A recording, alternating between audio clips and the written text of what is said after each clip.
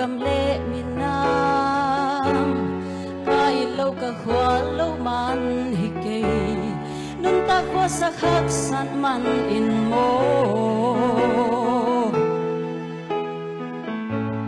dâu gam dâu lệ buông nu xian sing đằng gam mà sol bang in hình kalam kian na dâu gam mô hồng ai ang bang na dam hiam lungin geling ka zarang in man den ni ka hey na sing dang gampan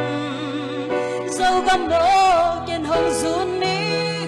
dâu gam kil bang han wal tung kon thei rak haluk tam den ni nei sa pil na siam na hau na kem pu dâu gam nắng đi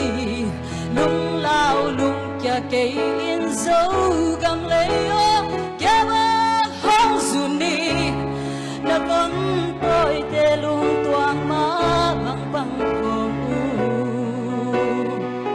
dâu gam đi xin đằng ngã cả hai dâu in cả lung sim dâu gam dâu gam hong nghi đi dâu gam hong phò kỳ dâu gam kia bằng hàn qua tu toàn thế đó hăng chạm đến đi đi xa pil ra xian na hau na khem bèo dâu gam nắng đi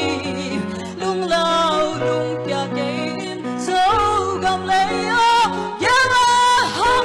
đi na vẫn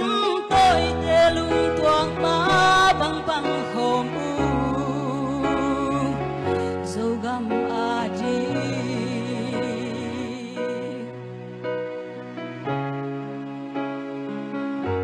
dâu gam đi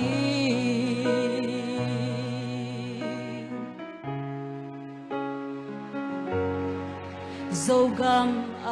đi. Amen.